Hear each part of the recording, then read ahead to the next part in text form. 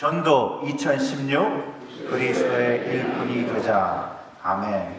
5월에 가정의 달이라서 묵상집도 저희가 내서 가정에 좀 더 집중하며 우리의 가정이 하나님 안에서 어떻게 세워지는 것이 정말 하나님이 기뻐하시는 가정이 될지 그를 고민하면서 목사님들도 이런 묵상집을 내셨고요. 저도 5월 달 동안에는 하나님께서 축복하시는 가정 시리즈를 하려고 합니다. 그래서 오늘 그 첫 번째 그 말씀을 나누려고 합니다.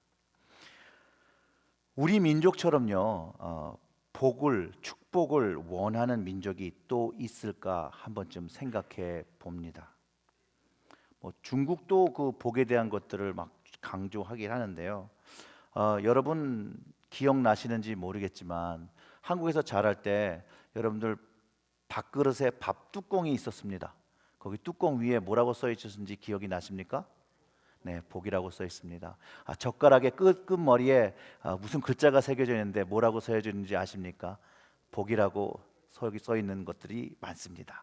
수저도 마찬가지입니다. 밥뚜껑부터 수저, 또 우리 가정에 보면 복주머니라는 것도 있습니다. 복졸이라는 것도 있습니다. 하물며 우리는 새해 인사를 하면 어떻게 하죠? 새해 많이 받으세요, 이렇게 인사합니다. 생긴 것을 우리를 판단할 때도 복스럽게 생겼다, 먹을 때도 잘 먹으면 복스럽게 먹는다, 어떤 집에 아이가 너무나도 잘생기고 잘 태어나서 가정이 잘 되면 저놈이 복동이다. 이처럼 우리 민족이 복을 기원하는, 복에 목말라 하는 민족이라 생각되는 것이 우리의 삶 구석구석에 담겨 있습니다. 물론 우리가 미국에 사니까 좀 다를 수 있습니다. 그럼에도 우리의 기도의 삶을 좀 돌아보면 우리는 기도를 통해서도 복을 구하는 기도를 많이 한다는 것을 우리의 기도 속에서, 여러분의 기도 속에서 발견할 수 있으십니다. 여러분, 그리스도인들이 좋아하는 성경 구절에 이 구절을 제일 많이 좋아한다고 합니다. 너는 복의 근원이 될지라. 그 정도로 그 복의 근원 되는 거에 대해서 염원이 있다라는 것이에요. 한 번쯤 여러분들도 나도 복의 근원이 되었으면 좋겠다라고 한번 생각해 보시길 바랍니다. 물론 축복을 받는 거에 뭐가 문제가 있겠습니까? 오늘 저의 말씀의 제목도 하나님께서 축복하시는 가정, 복에 관한 것입니다. 하나님께 축복을 받는 건 너무나도 중요한 일입니다. 예수님도요, 복이 있는 자들에 대해서 가르쳐 주셨고요, 하나님께서 제공하시는 복을 누리며 살기를 원하셨다라는 것이에요. 왜냐하면 하나님께서 주시는 축복만이 우리의 삶을 변화시키고 그 가치를 바꾸고 향상시킨다라는 것이죠. 물론 하나님께서 주시는 복은요, 세상 사람들이 바라는 그런 복과는 좀 다를 수 있다라는 거예요. 하나님이 주시는 그런 복은 인간들이 갈망하는 그런 복과는 조금 다를 수 있다라는 것이에요. 5월이 가정의 달입니다. 가정을 돌아보는 시기에 우리의 가정이 잘 되기 위해서 믿는 자로서 하나님께서 축복하시면 얼마나 좋은 가정이 될까라는 마음을 가지고, 우리가 그 바라는 가정을 가지고 오늘 이 말씀을 묵상해 보려고 합니다.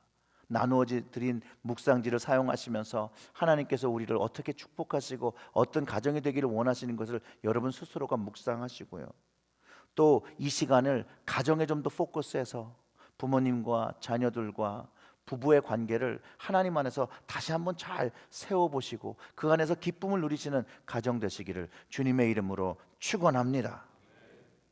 오늘 본문을 읽으시면서 이미 하나님께서 축복하시는 가정이 어떤 가정의 모습을 띌 때 축복을 받는다는 것을 이미 여러분 들으시면서 그 마음속에 이거구나 라고 하신 것이 있습니다. 그 부분을 좀 더 묵상해 보도록 하겠습니다. 맞습니다. 하나님께서 축복하시는 가정은 하나님께 순종하는 가정이고, 그 순종을 배워 가정에서 기쁨과 사랑으로 부모와 부부와 자녀 사이에서 지키며 행하는 가정이라는 것을 우리는 그 말씀을 통해서도 알 수 있습니다. 오늘 본문의 말씀에 분명히 주 안에서 너희 부모에게 순종하라 이것이 옳으니라. 아멘. 이 말씀은 분명히 하나님을 믿는 가정에 주시는 말씀이고 이것을 순종하기를 요구하신다라는 것이에요. 자, 여러분들은 여러분의 부모님들에게 순종하는 것이 옳은 일이었는데 여러분들은 여러분의 부모님께 어떤 방식으로 순종을 하셨습니까? 하시고 계십니까? 과거에는 어떻게 하셨습니까? 저는 부끄럽게도 순종을 해야 하는 시기에 순종을 못했고 이제 순종하는 것이 옳은 것이라고 깨달았는데 순종을 할 부모님이 계시지 않다라는 것이죠. 물론 하나님께도 순종해야 되는 것을 분명히 알지만 이게 또 안다고 또 되는 것이 아니라는 거, 어렵다라는 거. 그런데 사랑하는 성도 여러분, 하나님 앞에 드리는 이 순종, 하나님께서 이 순종에 담아 놓으시는 그 축복은 우리가 상상하는 그 이상의 축복이 그 안에 담겨 있다라는 것이에요. 오늘 그 순종 속에 담긴 하늘의 축복을 깨닫는 시간 되시기를 주님의 이름으로 축원합니다. 서양과 동양 다 마찬가지죠. 자녀들이 부모에게 순종을 요구하는 것은 이전엔 당연한 것이었습니다. 요구하지 않아도 모든 사람들이 그렇게 살았기 때문에 그게 맞다라고 생각을 했어요. 그리고 그것을 요구했고요. 하나님은 하나님의 자녀에게도 동일한 순종을 요구했고 그것을 배운 부모들이 자녀에게 동일하게 요구했던 것입니다. 마치 어린 나이에 자녀들이 아주 스스럼 없이 자연적으로 순종할 수밖에 없는 가정구조 속에서 성장하는 것처럼 우리도 하나님 은혜의 충만 안에 살아가면 우리는 자연적으로 하나님께 순종하게 된다라고 생각하는 것이죠. 그리고 그렇게 성장했다라는 것이죠. 근데 어느 날 순간 문제가 생기기 시작했다라는 것이에요.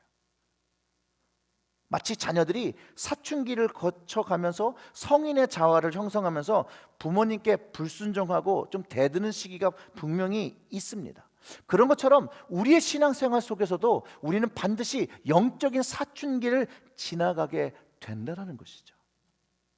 우리가 육신의 사춘기를 보냈던 것처럼 영적인 사춘기를 그와 못지않게 반항의 시기를 보내게 됩니다.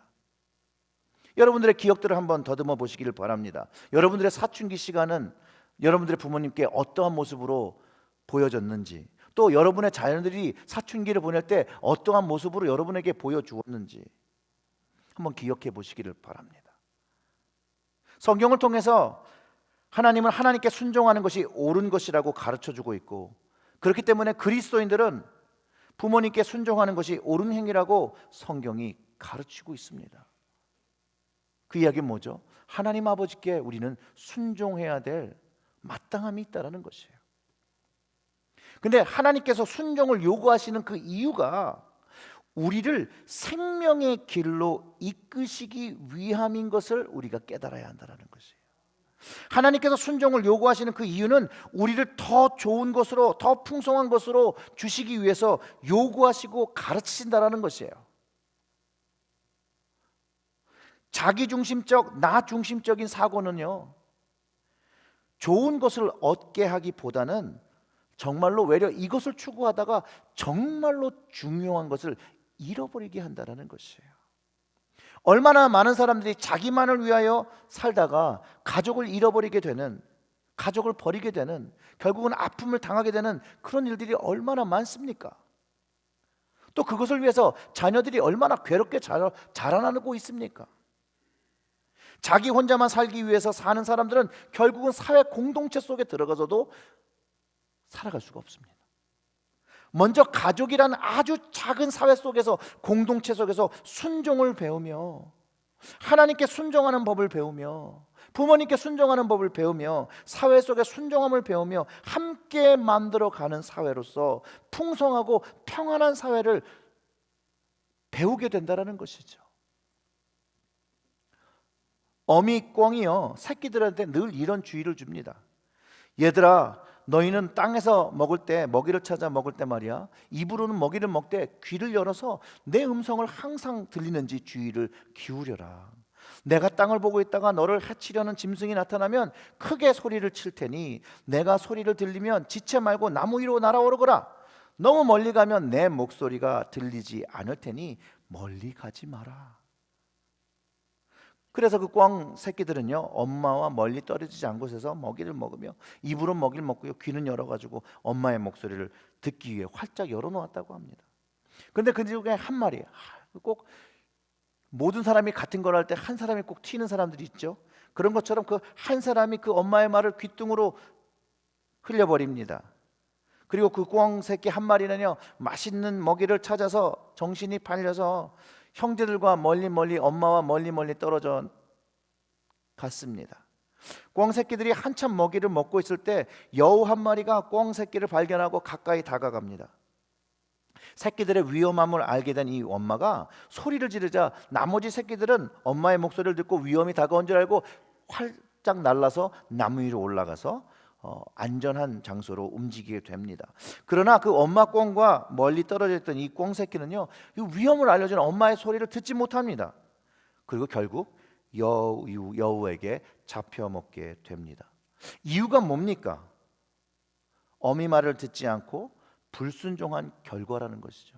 이런 불순종한 결과는 늘 이런 나쁜 안 좋은 결과를 초래한다라는 것이에요. 저도 6살 땐가 저도 되게 개구장이었거든요.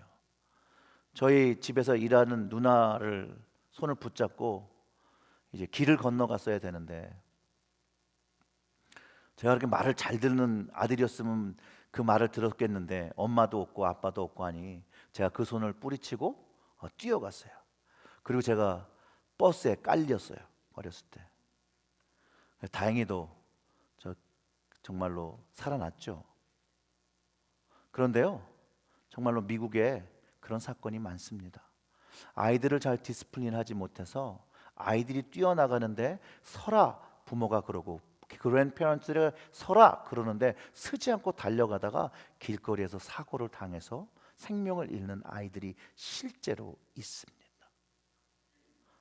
순종을 훈련하는 것이 이렇게 중요한 거고 생명에 영향을 미치는 그런 일이라는 것이에요. 현대를 살아가는 우리들은요, 부모님께 순종을 잘하지 못했습니다. 또 자녀에게도 순종의 축복을 가르치는 것이 많이 부족합니다. 효율적으로 가르치도 못했습니다. 그 이유는요, 사회 구조와 개념이 바뀌었기 때문입니다. 대가족에서 핵가족 제도로 바뀌었고요, 농경에서 공업, 산업, 이제 IT로 발전하면서 가정의 그 개념이 조금씩 바뀌어가 버리고 있습니다. 그리고 내가 잘 사는 것이 중요하다는 개념, 개인주의가 만연하는 사회로 바뀌어 버렸다라는 것이에요. 한국에서도요, 교육자들의 체벌 방식에 대한 문제를 제기합니다. 아이들을 가르치는데. 그런데 이제는 학생들조차 선생님을 자기에게 교육 서비스를 하는 정도 제공하는 사람으로 인식하고 살아간다는 것이죠. 이전에 가졌던 선생님은 인격적으로 성숙함을, 지혜를 가르쳐주는 그런 역할이 이제는 더 이상 아니라는 것이죠. 예전에 그런 예화를 분명히 들어보신 적이 있으실 겁니다. 어떤 장군의 아들이 자기 아버지가 장군이라고 학교 가서 그냥 말도 안 듣습니다. 잘못을 했는데도 반성하는 기미가 없고 외려 그렇게 한 것을 집에 와서 막 자랑을 합니다. 그래서 이 장군이 그 선생님을 찾아가 머리를 정말로 반을 접어서 조아리며 인사하고 사과해서 그 아들이 자기의 아버지보다 선생님이 더 높은 사람이라는 것을 가르쳐주고 깨닫게 했다는 그런 이야기를 한번 들어보신 적 없으십니까? 선생님은 그냥 지식을 가르쳐주시는 분이 아니라 세상의 지혜와 삶을 올바르게 배우는 통로의 역할이라는 것이죠. 자, 우리에게, 그리스도인에게 선생님은 누구실까요? 그리스도입니다. 그리스도가 우리에게 가르쳐 주시고 있는 것이 무엇입니까?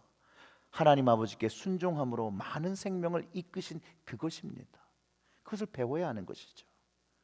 주님의 말씀에 우리도 순종하며 삶의 지혜를, 영적인 지혜를 배워서 우리의 가정에 하나님의 축복이 깃들도록 해야 된다라는 것이죠.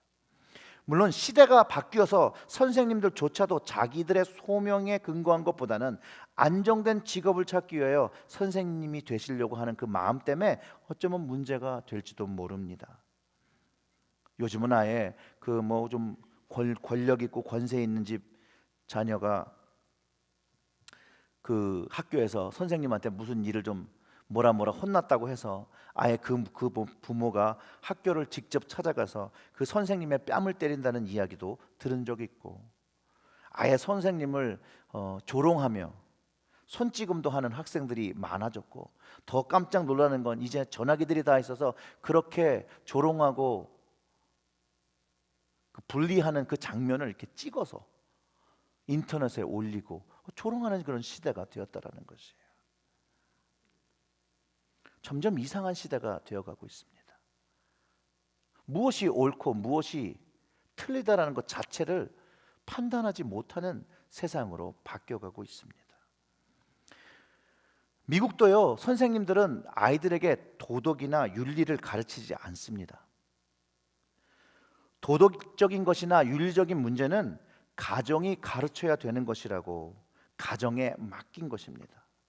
그런데 여러분, 우리의 가정 속에서 우리의 아이들에게 도덕적인 문제와 윤리적인 문제를 가르치고 있는지 우리가 스스로 돌아보아야 된다는 것이에요. 우리가 다 자라날 때는요, 한국에서 학교에서 도덕 시간이 있었고요, 윤리 시간이 있었습니다. 그것을 배우면서 어떤 삶의 가치의 기준을 세울지 우리는 다 배웠다라는 것이에요. 그런데 우리의 자녀들은 더 이상 이 땅에서 그런 교육을 배우지 않는다라는 거예요. 그런 도덕과 윤리를 학교에서 배우지 못합니다. 그러니 어떻게 됐습니까? 이제 여러분들이 여러분 가정에서 여러분의 자녀들에게 도덕과 윤리성을 먼저 하나님으로부터 배워 순종함으로 지켜 자녀들을 가르쳐야 한다는 것이죠. 한 20년 전의 이야기인데요, 하버드에서 좋은 인재들을 배출해서 세상으로 사회 속으로 보내서 잘 일할 거리라고 생각했는데 문제가 하나 터지기 시작한 거예요. 뭐냐면 이 그레듀에이트한 이 졸업생들이 밖에서 사회생활을 하는데 도덕적 관점이나 윤리적 관점이 없다라는 거예요. 그래서 문제가 일어나기 시작한 거예요. 그래서 이 학교가 이제 그 이후의 학생들에는 이 도덕과 윤리를 배울 수 있는 과목을 하나 개설합니다. 그런데 교재가 성경책이에요. 우리가 성경을 배우는 그런 성경의 시간은 아닙니다. 물론 성경이 또 윤리책이나 도덕책도 아닙니다. 그런데 이 성경을 기본을 가지고 하버드에 들어오는 학생들을 가르쳤던 시적이 있었습니다. 그렇게 많은 시간은 아니에요. 그 성경 말씀을 듣고 배우면서 하나님을 믿는 사람의 윤리관과 도덕관을 배우고 선택할 수 있는 기회가 된 거는 맞습니다.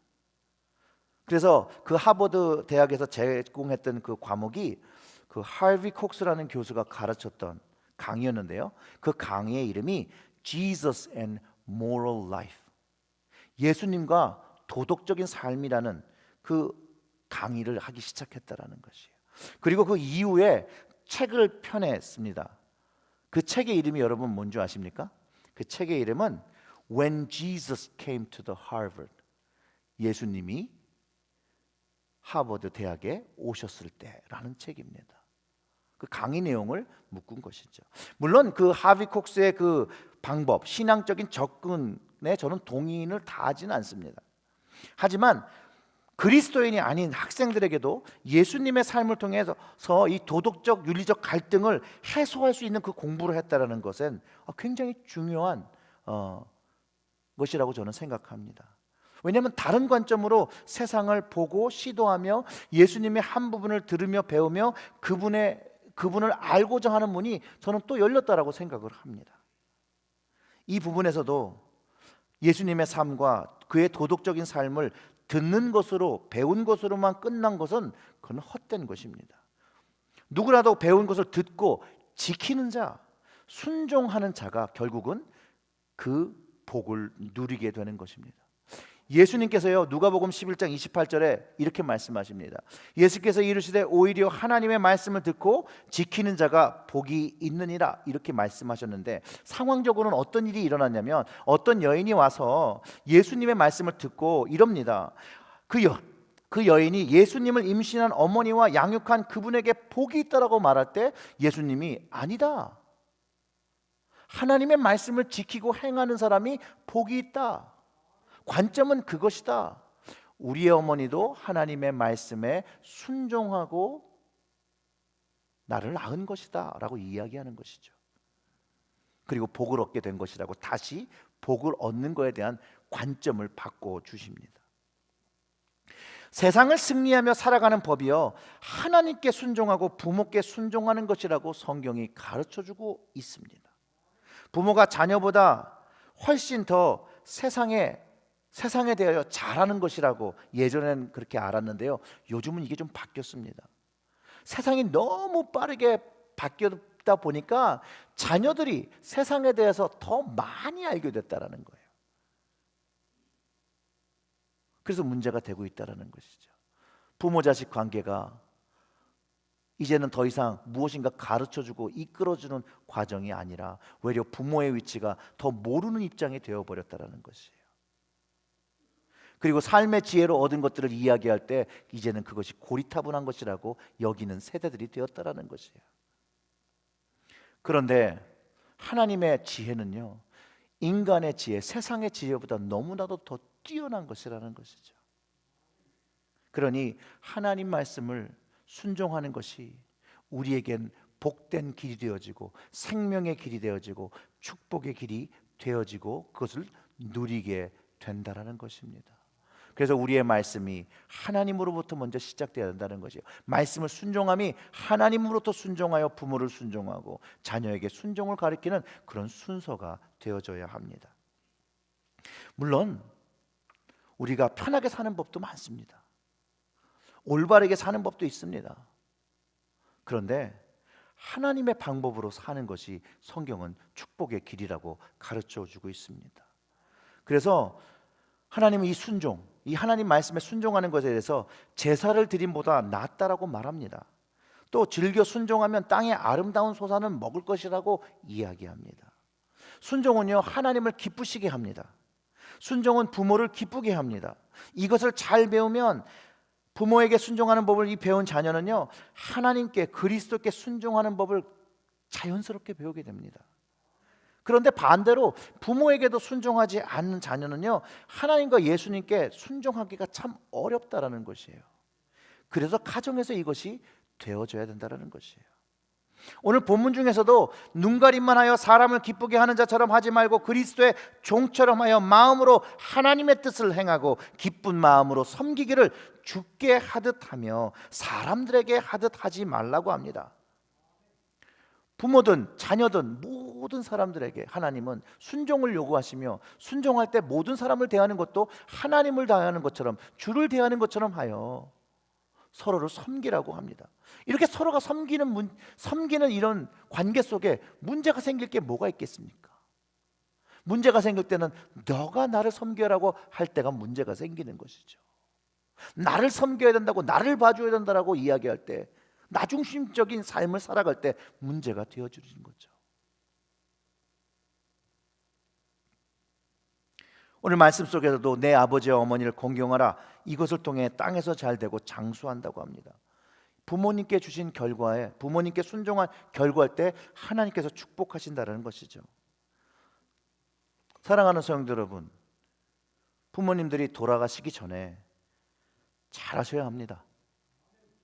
잘하셔도 돌아가시면 후회입니다. 그런데 못하면 더 많이 후회를 하겠죠. 살아생전에 최선을 다하시면 하나님께서 약속하신 축복이 여러분의 가정 속에 반드시 임하게 될 것입니다. 어린 자녀들이 순종을 어디서 배우겠습니까? 자신의 부모님들이 자신의 부모님을 향해 드리는 순종을 통해서 배우지 않겠습니까? 부모님을 대하고 다른 사람을 대할 때 하나님을 대하는 것처럼 하나님의 뜻을 가지고 행한다면 반드시 순종의 모습이 나타나고 그 순종의 모습을 우리의 자녀들이 배우지 않겠습니까? 말로 하지 않아도 우리의 자녀들은 우리의 행동 모든 것을 듣고 배웁니다. 아마 여러분들이 보여주신 그대로, 배운 대로 여러분들에게 할 것입니다. 사랑하는 성도 여러분, 하나님께 순종하는 모습으로 여러분들의 배우자들을, 여러분들의 부모님들을, 여러분들의 자녀들을 마음껏 사랑하시고 서로에게 순종을 요구하시기를 주님의 이름으로 축원합니다. 성경에는요, 부모님에게도 하는 말씀이 있습니다. 또 아비들아, 너희 자녀를 노엽게 하지 말고 오직 주의 교양과 훈계로 양육하라. 하나님 마음대로 키우지 말라는 거죠. 하나님의 말씀을 가지고 자기의 뜻대로 키우지 말라는 것이에요. 자녀를 노엽게 하지 말고 순종을 가르치는 것이지 복종을 가르치면 안 된다라는 말이죠. 내가 네 biological father고 내가 mother니까 너는 나에게 순종해가 아니라는 것이에요.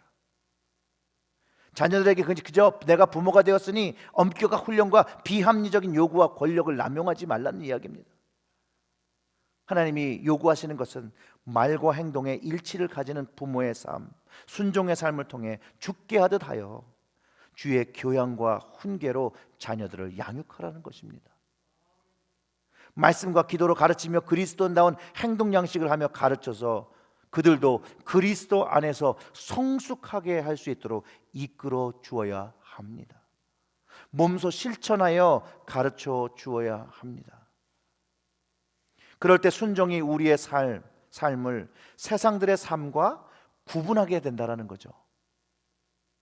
세상의 삶과 구분되어지는 것, 그것이 하나님의 말씀에 의해 순종되어 구분되어지는 것, 여러분 성경이 이것을 무엇라고 말씀하시는 줄 아십니까? 바로 거룩이라는 뜻입니다. 사랑하는 성도 여러분, 순종은 하나님의 복을 받는 통로입니다. 순종이 쉬운 일은 절대 아닙니다. 그러나 그것이 어렵기 때문에 순종하는 사람에게 하나님께서 축복의 문을 여시고 그 가정을 거룩해 하시는 축복을 주시는 것이라고 저는 믿습니다. 그렇기 때문에 순종은 거룩함입니다. 바로 이것이 하나님이 주시는, 축복하는 가정이 누리는 거룩함입니다. 세상과 다릅니다. 믿지 않는 자와의 삶이 전혀 다릅니다. 왜냐하면 우리에게는 예수 그리스도, 그가 선생님 되셔서 나의 삶을 채우시고 가르쳐 주시고 이끌어 주시며 생명의 길로 우리를 이끌어 주신다라는 것이에요. 이 거룩한 순종만이 우리 가정에 주시는 축복입니다. 자녀들이 하나님께 축복받기를 원하십니까? 그러면 주의 교양과 훈계로 부모님께서 먼저 순종하시는, 하나님 말씀에 순종하시는 것을 보이시고 그 삶의 증거로 우리의 자녀들이 배울 수 있도록 해 주셔야 합니다. 앤드루 머레이가요, 순종이 거룩함의 길이라고 가르쳐 줍니다. 그가 이렇게 말합니다. 순종 자체는 거룩함이 아닙니다. 그러나 하나님의 뜻을 받아들이고 그것을 행하고자 할 때 하나님은 자신과 자신의 거룩하심을 전달하십니다.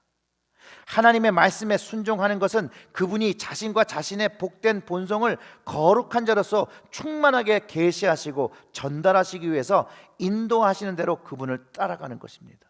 그걸 잘 알 수 있게 우리에게 하나님과 우리 사이에 예수님을 보여주셔서 우리가 좀 더 쉽게 하나님께 순종할 수 있는 징검다리 역할을 또 예수님께서 해주신 것이죠. 순종은요, 하나님의 뜻을 아는 것이 아니라고 또 얘기합니다. 순종은 그것을 인정하는 것도 아니고 그것을 행하려고 마음을 먹은 것도 아닙니다. 순종은 오직 하나님의 뜻을 행하는 것입니다. 그리스도 안에서 거룩하셔야 합니다. 그리스도는 순종하심으로 그 하나님의 뜻을 행하심으로써 자신을 거룩하게 하셨습니다. 그리고 그분이 행하신 그 뜻 안에서 우리도 거룩하게 되었습니다. 하나님의 뜻이 그리스도로 말미암아 거룩하게 이루어졌던 사실을 받아들이고 그분을 받아들이고 내 가정에 받아들일 때 우리는 거룩하게 된다는 것이죠. 이게 앤드루 머레이가 한 얘기예요. 그러면서 이렇게 더 얘기를 하는데요, 하나님의 뜻이 나로 말미암아 이루어질 것인 사실을 받아들일 때 나는 거룩하게 됩니다. 나는 그리스도 안에 있습니다. 그러므로 나는 순종의 모든 행위를 통해 그리스도와 생생한 교제를 나누고 그리스도의 생명의 능력이 내 속 안으로 끌어들여집니다. 이 순종이 우리의 가정을, 하나님을 믿는 가정을 축복의 길로, 생명의 길로 인도하신다는 것을 믿고 그것을 지켜 행하시기를 주님의 이름으로 축원합니다. 하나님께서 축복하시는 가정은요, 순종의 가정으로 거룩한 가정이 되어지는 것입니다. 순종에 있는 가정에는요, 여호와 삼마의 축복이 임합니다.